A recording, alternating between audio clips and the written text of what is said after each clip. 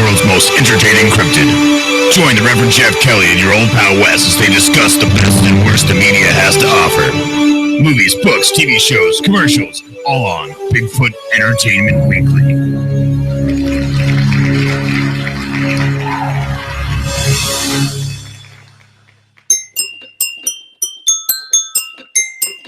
This program may contain adult language, content, and graphic discussion of gore. Parental supervision is required. It smells like a bucket of buttholes in here. It's pretty bad. There you have it, people. Smells like a bucket of buttholes, but not because of Dead Bigfoot. I'm your host, Reverend Jeff. This is Bigfoot Entertainment Weekly, and over here is your old pal Wes of WesLosner.com. What's happening, big guy? Hello. Greetings, everyone. Hello, greetings, son. That's right. Tonight is our season finale wrap-up show of Bigfoot Entertainment Weekly, and we chose Rosie Hebe, Justin Smeja, Sang Audubon, and a bunch of other people in Dead Bigfoot. That's right. But before we go there, by the way, if you go out to WesLosner.com, if you're a fan of the Squatchers Lounge podcast or the Bigfoot Campfire Stories, preprints. Get your preprints, people. Wes has been gracious enough to run a set of prints of the podcast art and the Bigfoot Campfire Stories art, and they are cheaper than crap. So I would advise, if you like the shows, go on up there and get yourself a pre-purchase. He'll be sending them out. He's going to get settled in Reading. You know, it'll probably be they'll be second week of February. Yeah, well, probably end of February. First week of February. Somewhere in the month of February, they'll be ready to go out. So, you know, you're not even going to be waiting that long. You might be waiting 30 days. Who knows? You know, we're just getting some things ready. But the preprints are available on the website for order. And I would get yours before they run out. Anyhow, we're going to talk about some other things later on this evening. But right now, we're going to get into Dead Bigfoot. You know, Dead Bigfoot is actually how I got brought into the podcast world. I'm actually in part of the movie here as a podcaster. Didn't even actually know it. Oh, pardon me. I've been sicker than dog, so if I just apologize to y'all now. I didn't actually know I was in the movie until showtime, until literally an hour before the premiere here in Sacramento. Ro looked at me and went, "Oh, you're here. You're gonna be surprised." And that's all I knew about it. And if you haven't watched the movie, if you're watching this after the show's live, you should stop, go watch Dead Bigfoot, and then come back, because you're going to really be missing out a lot if you don't. Anyhow, you know, it all started out with a strange posting on a taxidermy website. California Hunter went on to a taxidermy website and said, any of you guys in this area ever shot a bear that ended up not being a bear? And it was just a curious post. A whole lot of people looked at it. A whole lot of people commented on it. But Ken Walker, the world record friggin' taxidermist, I mean, the guy's a hell of a guy. He picked up on it, contacted Justin, and that's where it all started from there. Derek, Ken Walker got him involved with Derek Randles. Derek Randles got him involved with Parkatino. And that was how Justin Smeja came into the Bigfoot world, with the story of shooting a big one and killing a little one in the Sierra Nevada mountains. So let's get into the beginning of this thing, Wes. Where are you at, pal?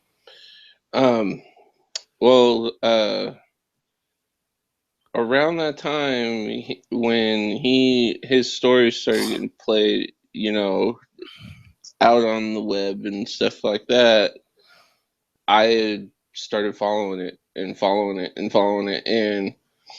I had found it through another guy that took part in filming some of the interview. I watched his videos, this story is actually how I came across you. Right. Basically. That's how everybody came across me, because I was just another guy in the background. At the time that this was all going on, Reverend Jeff wasn't a celebrity. Reverend Jeff wasn't a host to anything. Reverend Jeff was just a jackass in Tennessee who was trying to find some other hillbillies brave enough to go into the deep, dark woods and hunt this creature down in there. I wasn't finding very good luck at hunting those people down at all. But yeah, it was during this time that the guys at that time was Team Taser approached me and said, "You sound like you should be the voice of Bigfoot." And Rosie Hebe, the director of this movie, was a big fan of my voice and said, yeah, you need to do something. We're going to get you let's develop something together. Let's do something. And that's where the Squatchers Lounge podcast was actually born, was well after this, the Dead Bigfoot story had been around.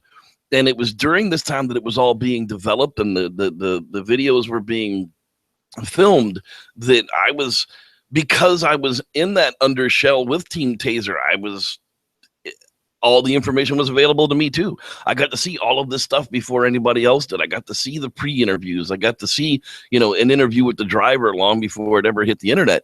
And it just became one of those things that I've been entranced in ever since. And then I moved out here 2 years ago, and I've been a personal friend of the man ever since, simply because he's a genuine person. Forget about anything else. The man's a genuine person, and he and I are friends, and nothing is going to change anything about that. I know the man's family. I know the man's wives. I know his kids. It's one of those things. We are personal friends, and I don't care what anybody thinks about the Bigfoot story, and neither does he. And that's what I think kind of strengthens the beginning of this story, was he wasn't looking for fame. He wasn't looking for money. He was just looking to find some people to get some answers. Mm. And so this starts out with the Extinct podcast. Right. With Damien Barlow. Yeah.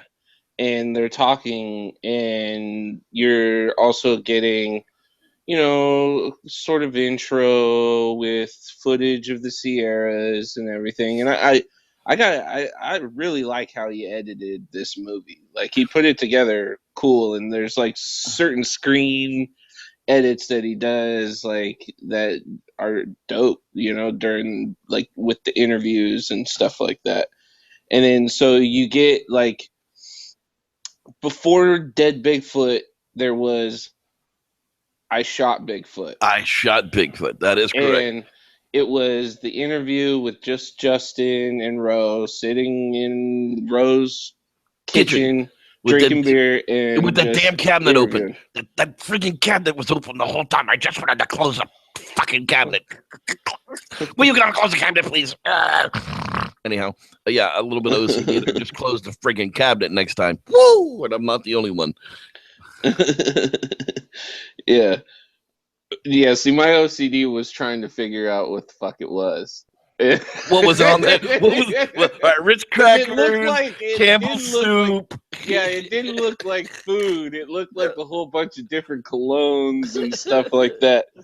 But anyways, so Rose basically narrates the entire movie, like, in certain points, and, like, basically he starts off with speaking how he got involved with Justin's story and everything, and involved with Justin. And then it, like, ends up, it's like, it's hard to go play by play with you. Yeah, let me get into the middle of that part of it there too. At that time, Sean Evidence had gotten in touch with Justin Smeja and started to get him around to more of the Bigfoot people for interviews and that type of thing. At the time, none of us believed him. At the time, the story was just like Bugsy's in Texas, and the killing of two Bigfoot, burying him. The CIA took the bodies. That's all we were waiting for. Next was the MIB showing up to take the bodies away. But that wasn't the case with him, because it had just happened. He was willing to take people to where it happened, and the only problem was that 35 days, a large amount of snow fell on the location right after this happened, and it took him 35 days to get back into it. But none of us really believed that this actually went on until people really got to the kill site and saw, okay, there might be a little bit more to this, because just in location alone, I mean, all the video that's in the movie is from the kill site location. I mean, there's no telling how to get there. But I mean, it was a lush, green, wonderful environment for animals. It's not like that anymore. It is a dry, desolate place come probably June 15th. We really, really, really need this drought to change. So from 2010, when that happened, was at the very beginning of the drought. Now we're here in 2015, still hunting the same area all through this drought season, and it's getting tougher and tougher. Yeah. Yeah. Well, it moves on from there, and like it shows like Justin, like kind of like in his truck or someone's truck, and like popping out a gun and just showing Rose standing where the creature was and waving his hands and stuff, and then they showed the artist rendition of the picture, and when I saw it, it reminded me of how my uncle and aunt described them. That artist rendering doesn't look like Patty. No, You not know at what I'm all. saying? And Justin says that it doesn't. didn't look like Patty. Yeah, exactly. And that my uncle said it didn't look like that, and the female didn't look like that either. So it was like when I saw that picture, it made me like really get involved with this story a lot more, because that fit the shape, and everything of how he described it. But so then you get the after that artist rendering, Road, starts introducing the fact that he needed something else to this story, because the only thing that could back Justin up is the driver. And so he plays bits of the interview with the driver, Justin's buddy that was driving the day that, all Right. this took place.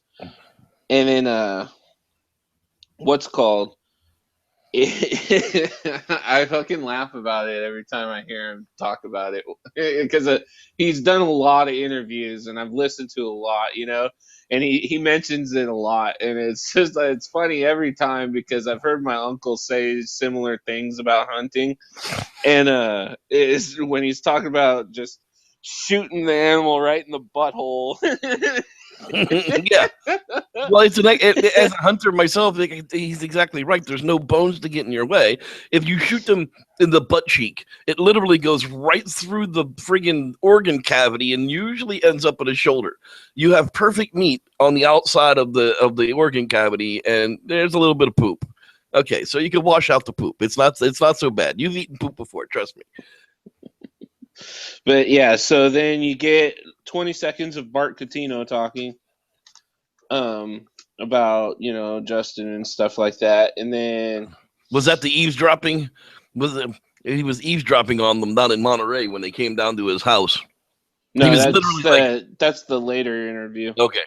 That he does with him and stuff with Bart, but then they get to talking about the 2 juveniles coming out and everything, and the way that they were chattering back and forth and how they sounded, and the driver talks about them, and then you see the artist rendering of those, and they look like just like full on little chimpanzee babies and stuff like that, Straight up with white eyes.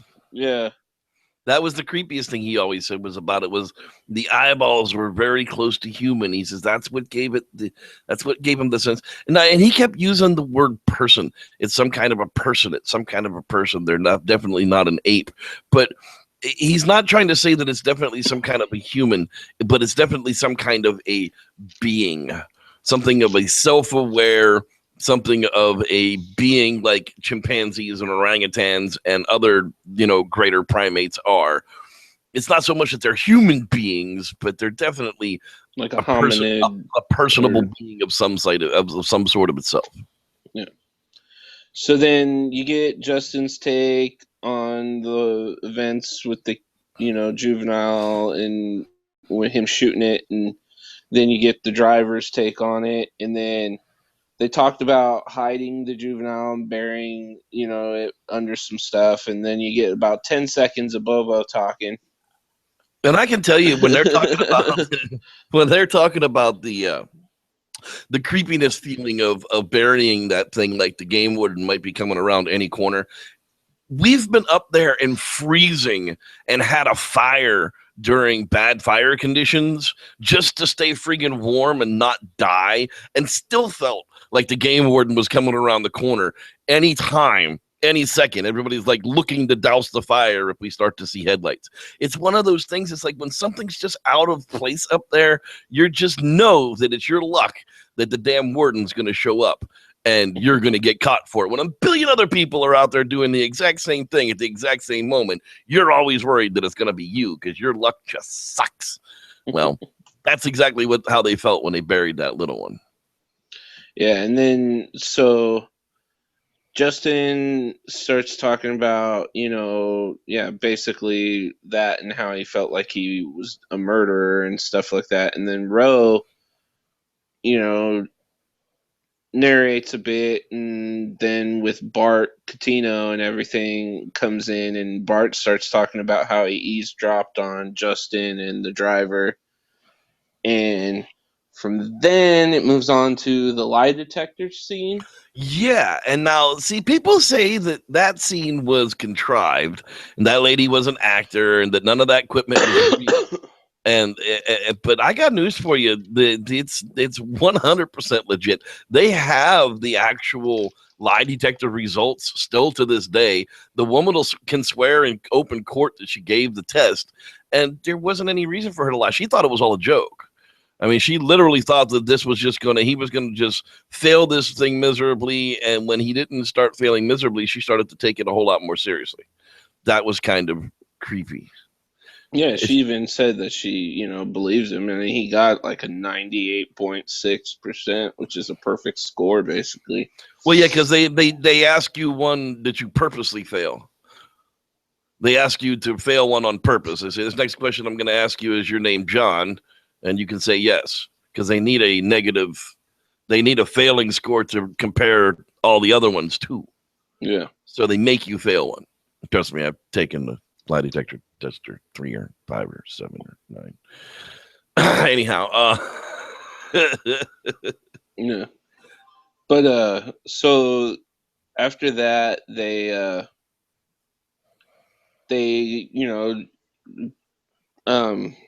Bro narrates some more, but then they end up going to the kill site, and they Justin puts out this like bait that he made.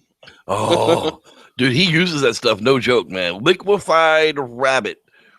Any idea what liquefied rabbit is? Oh, I'm sure it smells great. Yeah, it doesn't smell great at all, even from 100 yards. So this was my question about what the next scene was, and this is what, like, maybe you can explain to me or someone. I want to know. It seemed like it was cold, that trip that they took to the kill site, and it looks like the Sierras are the kill site's in a certain elevation, right? So yeah, the substrate that you're walking on is hard, right? well, there is no substrate. It's literally dirt.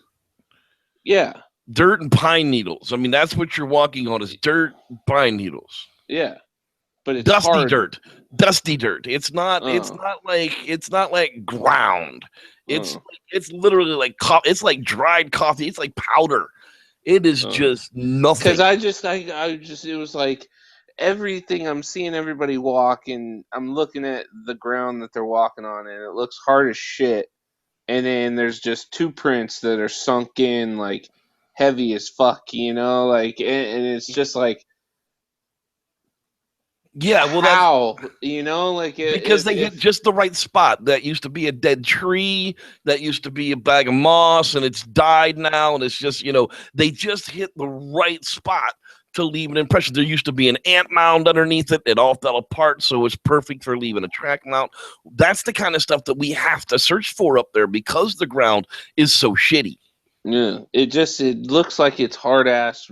So I just it's mostly like, granite how the dust. Hell did Biggie leave this, that? Literally, like mostly granite dust. And for you to leave a track around that place, you've got to have found something that was loose underneath it when you stepped through it.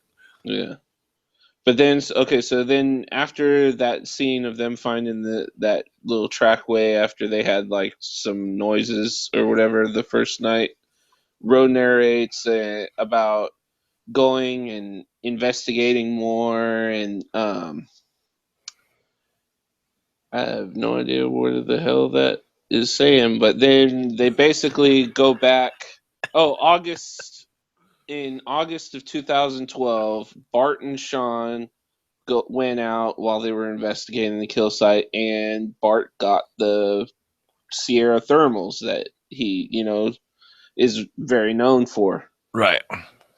And after that little scene with that, they do the scene about the flesh that Justin had found, Right, when they had and the gone back DNA came back as a bear and stuff like that. And then he talked about how that stupid BBC documentary guy and Dr. shit. Sykes and that jackass from the friggin' farmers department or the flower department, that jackass. Yeah. Oh. And then so right after that part, you get the Squatchers Lounge interview. We were famous for and you and Justin are talking about what was going down and everything, and then Justin starts narrating, and you see like the Doug Hudson's Biggie suit. Yeah, at least through the trees. This one had a Bigfoot in it, a whole lot better than Willow Creek. Yeah, but so he's peeking out and does that little scene that you see on the cover, and then it's got Bart talking for a little bit, and then you get Dr. David Batdorf in there. That's it. You got to listen to the Batdorf, man. Pseudo-scientist. That's our buddy. Yeah. And then so Roe interviews Justin about what he's still doing and what he's going to continue doing and everything. Justin basically tells him that he's going to keep on looking for answers, He's done with the community, though. He's done with the public. He's so done with all these people who want to call him a murderer and want to threaten his children. This guy literally on a weekly basis gets a dozen different messages from, hey, we think your story's cool. I'd like to talk about it sometime, to your children should rot in hell and I hope they get lupus. I mean, it's just this ridiculous bound of retardedness. Yeah. And you can't blame somebody from just dropping back from all of that and going, yeah, I don't need that in my life. But the fact that he still goes up there on his own dime, I mean, spends weeks at a time. Sometimes we can't get him down from the mountain. Sometimes we literally have to go up there and check on him and make sure that he's okay up there and that he's got supplies. I mean, the dude's still investigating when he doesn't care what anybody thinks. Yeah. And then so you get Biggie by the tree again, and he's like fully stood out, and you start getting some of the credits, and then they, do that thing like at the end of movies that it's like it shows a picture of the person and it says, this guy went on to go and do. So you get that kind of feel and everything. And then you get our what the fuck moment. There you go. Which is, bro, you did a fucking amazing job. The editing, everything. This documentary should be on TV. It should be. Up until the final credits and you start playing that fucking dubstep trance, whatever the fuck, at the end. Holy fuck, dude. Yeah, like... No, dude, no. You had the music down perfect the entire documentary, the entire time. Okay? Well, I think it's a documentary. It's whatever. Dubstep, take it out, bro. And on the re-edit, let's find some other music for the end credits. But the big shocker for everybody, and especially me, this is something that we didn't know again until premiere night, was the fact that he's on a quest to shoot another one. And that is kind of a big thing. I mean, he feels really bad about the waste of those two animals that were up there.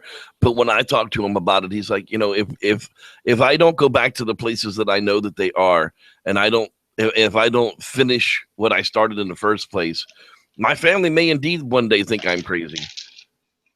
But I know where they are, and if I can put another one on the table, then the questions end. It's not for fame. It's not for glory. It's not for money. It's so that the question of whether the guy's a nut job or not just are over. Mm-hmm. And I can't blame him for that. I've helped him with that. I'm still on that quest with him, and now that I've moved up to Sacramento, I'm going to be on a whole lot more weekend quests with him for that. So, that's a look at Dead Bigfoot. I dig it. 2 thumbs up for me. I mean, it was one of the best documentaries, and he put it together awesome. I mean, I'm still on the fence about a lot of stories I hear. I mean, I could tell everybody, hey, I've been abducted since I was a baby, and I prove it wrong, bitch. I could tell all kinds of stories, but I can't prove them, so like this story, it came with a lot of credible people in this field backing it, and that's why to this day I'm more in the line that something did happen. If it wouldn't have been for Rick Dyer's hoax in 2008 and Melba Ketchum's blatant bullshittery around the bear hide, this story would have probably been picked up by the news and carried much further. But Dr. Meldrum didn't want to dirty his fingers past the initial contact he had in it all of a sudden because it was, because of the killing of the Bigfoot type of thing. Since there was no physical evidence of it, he was just done. Dr. Meldrum just doesn't want anything to do with an actual Bigfoot. He wants to be able to be in a place where the people are nut jobs and worship him and treat him a certain fucking way. There you go. People that know their shit are going to be looking at him like, really, dude? Yeah, nobody special treated him. Nobody treated him with kid gloves up there. He was just another dude digging in the snow, and he wasn't very happy about that. And I believe he was there on his own dime, which I also believe was the last time he's been anywhere on his own dime. Anyhow, hey, you too can go to Africa and catch up with the relic hominids if you want to with them. But I say you people can go to hell. Do you want to mention the do you want to mention the campaign while we go out here, sir? Oh, no. Well, I have a GoFundMe going, to raise money to move back up to NorCal. But yeah, it's GoFundMe. Get me the frig out. I've been posting it in the lounge. It hasn't really moved, so I'm not. No, I mean, it's a tough situation. If you can give your old pal Wes an eyeball or a share, that would definitely be appreciated. Yeah, your old pal Wes has hit some rough times. It's been a bitch of a holiday season for us all. That is for sure. We want to thank all of you guys for joining us tonight. And so we're going to let you out with something that we started last week. Tonight's episode is definitely, of course, fuck Japan. Thanks, everybody, for watching, and may the Squatch be with you. When we last left the fellas, the Red was about to reveal his hatred for Japan. Let's catch up with him now and find out just what happened. So there I was in the recovery room of some secret Japanese underground government hospital with no memory of the event. Well, I come to looking around the room, and first tag I notice is Dr. Tanaka Kaka something or other, and a bunch of little Japanese nurses dressed like Victorian Barbie dolls from the turn of the 19th century, and all I can think of, where the fuck's my grundle? Well, General Kaka, whatever the fuck your name is, why don't you tell them what happened? Hello, my name is General Dr. Tanaka Kakasaki. Renruya Afande, a Reverend Song. He was a Cesadana in a Grota. Grandala squished like a pancake. Refix it. Remake him stronger. Remake the Grandala super Grandala weapon song. Oh. And the Grandala detachable. Well, apparently the story goes, I'd been waving my grundle at the crowd, and it got caught up in a rickshaw, and that dragged me to the ground with my grundle laid out in front of the street. Well, right in front of a string of trash trucks, followed by a caravan of Canadian tour buses, and finished up by a parade of military trucks that was preceded by the Japanese Sumo Association.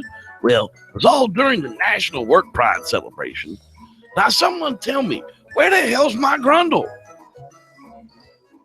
Reveroso. It is a greater honor. I give you a super grande 9,000. Use it wisely, my son. Well, finally, after accepting that McGrundle was indeed gone, I met up with Wes and the gang while we filmed, and on the last night of the shoot during the rap party, the old Reb here thought he was going to get lucky with the bandit sidekick. Oh yeah, that hot Sally Field. When all of a sudden, she snatched my grundle and disappeared from sight, screaming, "Find me in the land of country music!" And she was gone along with my new bionic grundle. Well, just in time, what do I hear? But your old pal Wes coming to rescuing the old Rev, flying in a Bigfoot.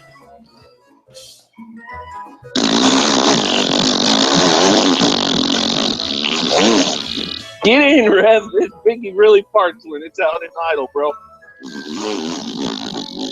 I got your text about Sally Field, bro. You know I'll ride with you. Just tell me, where are we going? Sally Field stole my grundle. She went to Tennessee. Fuck yeah, let's do it, bro. Sally Field's got to answer your fucking grundle, bro. And Mrs. Doubtfire.